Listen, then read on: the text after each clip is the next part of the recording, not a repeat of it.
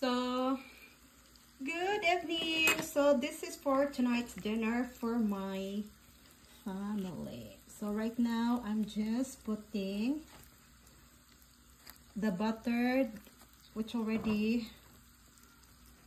put some roasted na yan siya.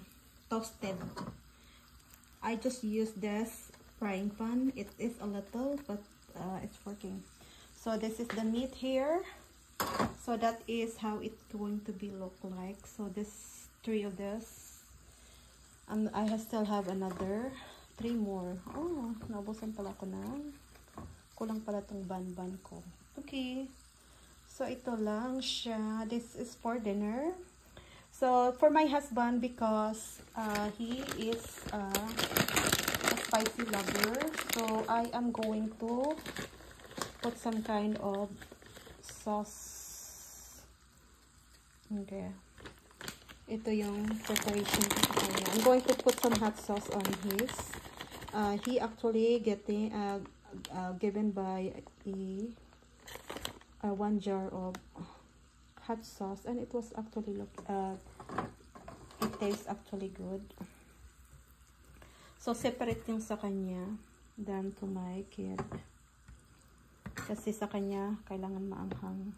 Ako I like maanghang din eh. I like maanghang. Yeah. So I need to make another bun later. I'm gonna toast it with the butter, and it was going to be look like that. So this is it. So we have for my kids, the one of each is already good for them, but for my husband, since we have this can be paired with a chips. Since I have the chips, I may be going to make my salad for me, or I have a Korean noodles. See, I'm still going to do that. That's my favorite since. Okay, that's all just for now. Don't forget to follow us on our Facebook channel and also in my YouTube. Okay, thank you. If you have a stars, you can give it to me. Bye bye. Have a good one.